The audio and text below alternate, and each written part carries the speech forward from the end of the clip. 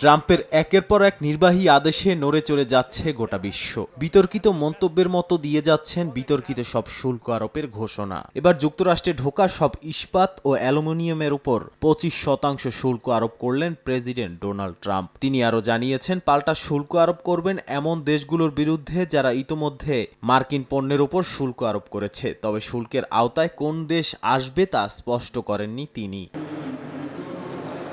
Canada এবং যুক্তরাজ্য এই নীতির প্রভাব নিয়ে উদ্বিগ্ন। কানাডা যুক্তরাষ্ট্রের সবচেয়ে বড় ইস্পাত ও অ্যালুমিনিয়াম রপ্তানিকারক দেশ। এই পদক্ষেপের বিরুদ্ধে ব্যবস্থা নিতে তারাও প্রস্তুত। যুক্তরাজ্য এই নীতি নিয়ে আলোচনা শুরু করেছে, তবে তারা এখনও বিস্তারিত তথ্যের জন্য অপেক্ষা করছে। এদিকে যুক্তরাষ্ট্রের শুল্ক নীতির পাল্টা পদক্ষেপ হিসেবে কয়লা, এলএনজি, অপরিশোধিত তেল, কৃষি যন্ত্রপাতি এবং গাড়ির উপর শুল্ক আরোপ করেছে চীন। তারা মার্কিন কোম্পানি গুগলের বিরুদ্ধে এককভাবে তদন্ত শুরু করেছে। বিশ্বের অন্যান্য দেশও এই পদক্ষেপের বিরুদ্ধে প্রতিক্রিয়া জানাচ্ছে। ইউরোপীয় কমিশন এই শুল্ককে অযৌক্তিক বলে অভিহিত করেছে। এমনকি বাণিজ্যিক বিষয়গুলোকে রাজনীতির হাতিয়ার হিসেবে ব্যবহার না করতে যুক্তরাষ্ট্রকে আহ্বান জানিয়েছে চীন।